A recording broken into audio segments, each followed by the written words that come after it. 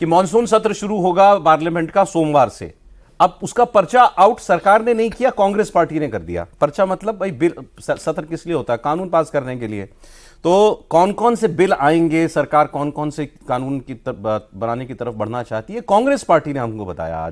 आज कांग्रेस पार्टी के सभी सांसदों की एक स्ट्रैटेजी मीट हुई सोनिया गांधी जी के घर पर, और वहां यह तय हुआ कि हम सरकार के सारे बिलों का विरोध करेंगे। और वो बिल उन्होंने बताया कि हमें ये आधिकारिक तौर पर नहीं, लेकिन ये जानकारी मिली है कि ये बिल सरकार लाने वाली है। कौन कौन से बिल हैं वो बिल है महिला आरक्षण बिल, डीलिमिटेशन बिल, इसके अलावा वन नेशन वन इलेक्शन की भी उन्होंने बात की है, एफसीआरए का बिल आने वाला है, विदेशी चंदे वाला बिल, राष्ट्रीय खाद्य सुरक्षा अधिनियम फूड सिक्योरिटी बिल, उसमें कुछ चेंजेस करना चाहती है सरकार, और एक वो 130वां संशोधन जो पीएमसीएम बिल जिसको हम कहते हैं, 30 दिन के बाद आप पदमुक्त हो जाएं अगर आप गृह हिरासत में। उन्होंने कहा हम सब बिलों का विरोध करेंगे।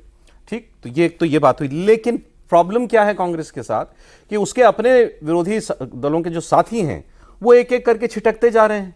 कांग्रेस पार्टी नाराज हो रही है। जैसे अभी वो सुप्रिया सुले जी ने प्रेस कॉन्फ्रेंस करके कहा कि ये डिलिमिटेशन बिल में सीटें बढ़ाने की अगर 50% यूनिफॉर्म सीटें हर राज्य की बढ़ जाती हैं, अगर बिल में ये लिख के आता है तो हम पहले बिल देखेंगे और फिर उस पर बात करेंगे, तो हो सकता है हम सहमत हो जाएं। तो कांग्रेस नाराज होगी। आप कैसे कह सकते हैं कि आप सहमत हो जाएंगे? आप उनको किसने अधिकार दिया कि विपक्ष की तरफ से बोलिए? अरे भाई वो अपनी पार्टी का स्टैंड बता रही है। कांग्रेस ये चाह रही है कि सब लोग विरोध करें, लेकिन सब लोग विरोध करने वाली बात में स्थिति में है नहीं। डीएमके विरोध नहीं कर रही है, एनसीपी शरद पवार विरोध नहीं करेगी, ऐसा अभी तक की जानकारी हमने कल बताया था आपको। उद्धव ठाकरे के जो सांसद बचे हुए हैं उनके पास, वो भी विरोध नहीं कर रहे हैं। पार्टी के नेता बयान दे रहे हैं, संजय राउत बयान दे रहे हैं कि भाई बिल में लिख के दे देंगे तो हम सोचेंगे। तो कांग्रेस के अलग थलग पड़ रही है, और अगर ऐसा हो रहा है तो ये किसकी गलती है? ये discussion point number 1। Discussion number 2 sir, ये सब कर क्यों रहे हैं मोदी और अमित शाह? किस लिए कर रहे हैं? बीजेपी कांग्रेस ये कहती है कि इनको डिलिमिटेशन इसलिए करना है ताकि अपने मन मुताबिक कॉन्स्टिट्यूंसी रीड्रॉ करो, 29 का इलेक्शन जीत जाओ। क्या ये वाकई में सिर्फ 29 का इलेक्शन जीतने के लिए किया जा रहा है, या ये बीजेपी के कोर एजेंडे का एक हिस्सा है, एक रोड मैप का, एक ब्लूप्रिंट का हिस्सा है जो आज नहीं बहुत पहले कभी तय हुआ है और बीजेपी उस पर अमल करना अब शुरू कर रही है? इसकी हम लोग बात करेंगे सर। अब शेर हो जाए फिर बहस अर्ज किया है। हाँ सर, और शेर बड़ा मौजूद है, थोड़ा समझने वाला है। करने गए थे उससे तगाफुल का हम गिला।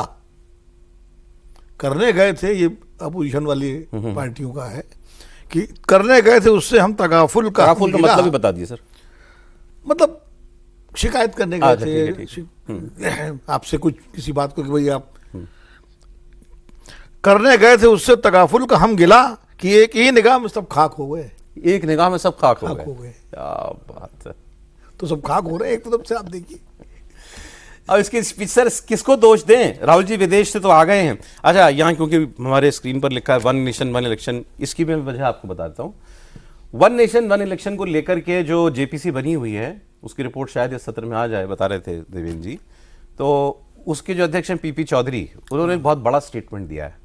उन्होंने कहा कि वैसे तो हम इलेक्शन कमीशन से डिटेल में उनकी राय मांगेंगे, लेकिन अभी तक इलेक्शन कमीशन ने जो हमको बताया है उसके मुताबिक उनको केवल 6 महीना चाहिए और वो one nation one election implement कर सकते हैं। बहुत बड़ी बात है कि देश का चुनाव आयोग कह रहा है मुझे बस 6 महीने पहले बता देना, मैं पूरे देश का चुनाव एक साथ करा दूंगा, सारे राज्यों का और लोकसभा का चुनाव। मतलब उन्होंने कहा अगर आप 2028 में भी पास कर लो इस बिल को, वन नेशन वन इलेक्शन, तो मैं 29 में सारा पूरे देश का चुनाव करा दूंगा। बहुत बड़ी बात है। अब ये प्रोसीजरल सब काम हो गया, मतलब इसका मतलब अब तो बस आपको नंबर जुटा के बिल पास कराना है। मुझे ये बताइए सर, कांग्रेस के पास कोई राइट है नाराज होने का बाकी दलों पर कि भाई तुम क्यों नहीं हमारा साथ दे रहे? नहीं, देखिए राइट, ये कांग्रेस, पहली बात तो ये है कि कांग्रेस के पास राइट इसलिए नहीं है, हर पार्टी को अपना फैसला करने का अधिकार है।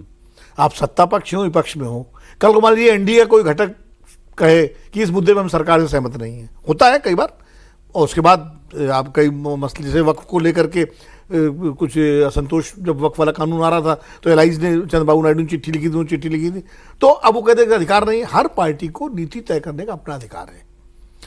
बात ये जरूर है एक कि चूंकि अब आप एक गठबंधन में हैं, तो कोई भी सार्वजनिक बयान देने से पहले अगर मिल बैठ के बातचीत करें और उसके बाद कोई स्टैंड लें तो ज़्यादा बेहतर होता है।